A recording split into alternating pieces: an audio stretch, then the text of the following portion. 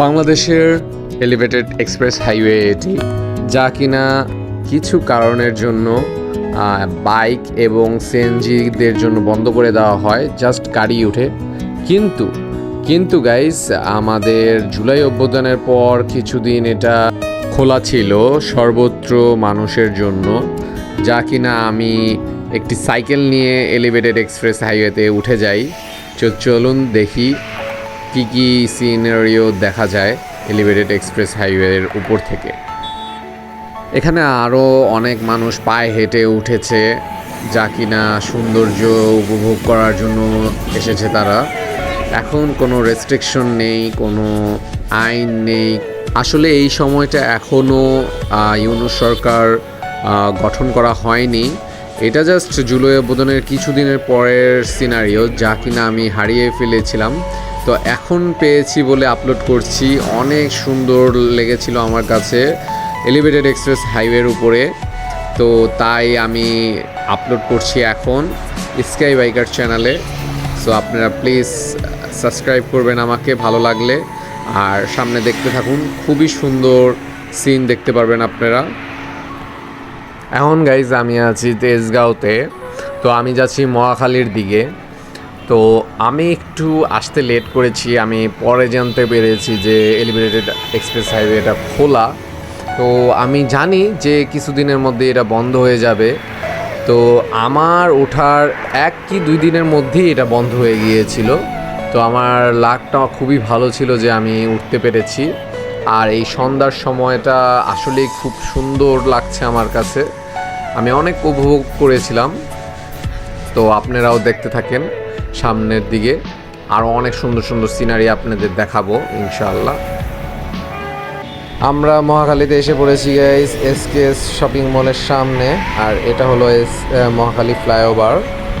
তো এই মহাখালী ফ্লাইওভারের উপর থেকে ভালোই লাগছে সিনগুলি। তো এখন আমরা সামনের দিকে আগাবো কুড়িল বিশ্ব রোডের দিকে। আমি গাইস এক হাত দিয়ে ভিডিও করছি আর এক হাত দিয়ে সাইকেল চালাচ্ছি। সো ভিডিও একটু শেকি হতে পারে, বাট আপনারা উপভোগ করবেন। সামনে আরও অনেক সুন্দর সিন দেখতে পারবেন। এই জায়গাটা হলো খুবই ঢাল, এখানে এখন আমার আর প্যাডেল দিতে হচ্ছে না, আমি অটোমেটিকলি চলেই যাচ্ছি, সামনের দিকে এগিয়ে যাচ্ছি। তো এখানে ভিডিওটা একটু সুন্দরভাবে নিতে পারি আমি। তো দেখেন সামনের দিকে আমরা কুড়িলের দিকে যাচ্ছি এখন। এটি হচ্ছে গাইজ বনানী এক্সিট লেন। তো এখানে বনানীর মানুষরা এখান দিয়ে নামবে। তো ওই দূরে দেখা যাচ্ছে একটি মসজিদ, খুবই সুন্দর। বনানীর দিকের এলিভেটেড এক্সপ্রেস হাইওয়েটা একটু ঢেউ আকৃতির, আর এই এলিভেটেডের রাতের সৌন্দর্য অনেক ভালোই লাগছে।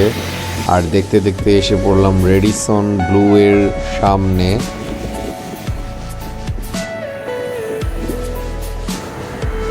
এটি হচ্ছে গাইজ কুড়িল বিশ্ব রোডের টোল প্লাজা। তো এই যে অনেক উঁচু থেকে কুড়িল বিশ্ব রোডের দৃশ্যটা খুবই সুন্দর, চারদিক দিয়ে রোড, মনে হচ্ছে বাইরে দেশে একটি রোড ম্যাপ। এটি আমার কাছে খুবই সুন্দর লাগছে। এখন গাইজ আমরা এসে পড়লাম 300 ফিটের মাথায়। তো উপর থেকে 300 ফিটের এন্ট্রি খুবই সুন্দর লাগছে আমার কাছে। তো এখন আমরা বিমানবন্দরের দিকে চলে যাচ্ছি। এই যে Regency hotel, 5 star hotel Regency. Finally guys আমরা বিমানবন্দর 3য় টার্মিনালের দিকে এসে পড়েছি। এই সামনেই দেখা যাচ্ছে রোডের সমাপ্তি ঘটে গিয়েছে, সবাই পতাকা হাতে নিয়ে এসেছে, বিজয়ের উল্লাসে সবাই মেতেছে। তো এটি হচ্ছে কাওলা লাস্ট প্রান্ত বিমানবন্দর। এই যে দেখেন গাইস, এখানেই শেষ এলিভেটেড এক্সপ্রেস হাইওয়ে। তো আমরা এখন ফেরত চলে যাব।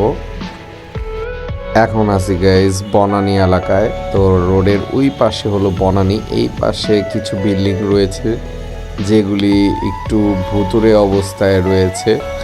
তো আমার কাছে অনেক আজব লাগলো যে ওই সাইডে এত সুন্দর সুন্দর বিল্ডিং আর এই সাইডে কিছু পুরনো বিল্ডিং। তো এখানে মনে হয় না কেউ থাকে, মনে হচ্ছে যে অনেক বছর ধরে পড়ে রয়েছে ভুতুড়ে অবস্থায়। এখন ফার্ম গেট থেকে এক্সিট হয়ে যাব আমরা এলিভেটেড থেকে। সো মাত্র দেশ স্বাধীন হওয়া, তো আর্মিরা ট্যাঙ্ক নিয়ে টহল দিচ্ছে, দেশে কোনো অরাজকতা যেন না হয় গাইস। তো আজকে এই পর্যন্তই, আল্লাহ হাফেজ।